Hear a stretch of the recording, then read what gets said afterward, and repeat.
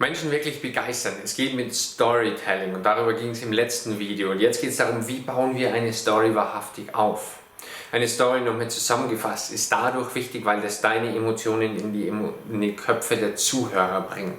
Und eine Emotion ist der Unterschied zwischen einfach Sachwissen, wo es viel zu viel auf diesem Planeten gibt, und etwas Gefühl, ein Gefühl mitzugeben. Und dieses Gefühl, was du haben kannst, das ist, was du doch an andere Menschen transportieren willst. Sondern gibt es zu viele, die irgendwie sagen, ja, ich bin es doch nicht wert, eine Story zu erzählen, und wenn ich eine Story erzähle, ja, das ist doch so emotional und so. Aber genau darum geht's, und das gilt für den CEO einer großen Company genauso für diejenige, die etwas im Kindergarten erzählen möchte. Das ist ganz egal. Alles geht mit einer Story los, und wie wir Stories aufbauen, diese Stories sollten dann zu unserem Kontext passen, ja. Es muss vielleicht nicht der CEO direkt über einen Selbstmordversuch erzählen vor den Vorständen oder so. Nicht unbedingt gut. Oder vor den Teilhabern oder irgendjemand anderen.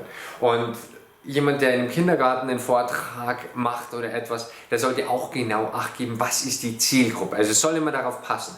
Aber in diesem Bezug gibt es wirklich Möglichkeiten, wie wir in uns Stories finden und die dann wahrhaftig so erzählen, dass es einen Mehrwert hat. Und die Frage ist immer der Mehrwert. Weil was ich erlebe bei manchen, die dann in Storytelling gehen, die erzählen die Story sich selbst. Und das ist am Anfang okay, beim Üben, eine Story sich selbst zu erzählen, um sie wirklich begreifen zu können. Aber eine Story sollte immer den Zuhörern dienen. Eine Story ist dafür da, etwas, was wirklich Sinn macht, zu erklären. Oder noch viel besser als erklären, einen Sinn zu verdeutlichen, ohne den Sinn wirklich erklärt zu haben. Weil die Story ist das, was bleibt. So, und wenn wir jetzt eine Storyline haben, wir wollen etwas erzählen, und unsere Botschaft ist 1, 2, 3, die Botschaften, und die jeweiligen Botschaften wollen wir mit einer Story untermalen. Dann geht es wirklich darum, die Essenz der Story so rauszubauen, dass wir nur das erzählen, was wahrhaftig wirklich wichtig ist.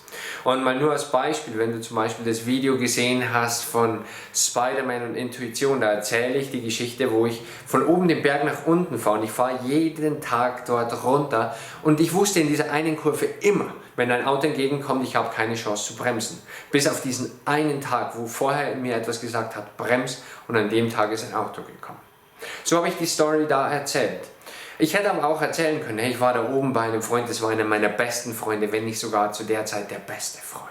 Das war wirklich wow, dass ich mit dem etwas unternehmen durfte, und ich hatte mein Lieblingsfahrrad, und es war wirklich der absolute Oberhammer, dort runterfahren zu können, weil ich habe mich so frei gefühlt, und das war so schön. Und ja, alles stimmt.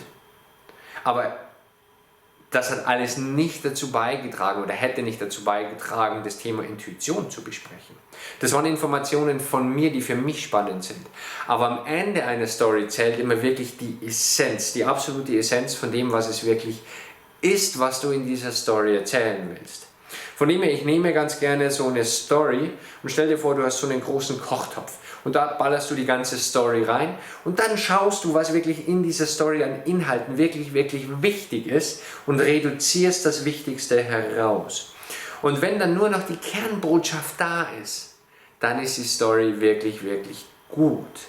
Bring das in die Story rein, was wichtig ist, alles andere raus. Weil dann begreifen wirklich die Menschen, was sie von dir mitbekommen können, und nicht so viel unnützes Wissen, was eigentlich nur ablenkt.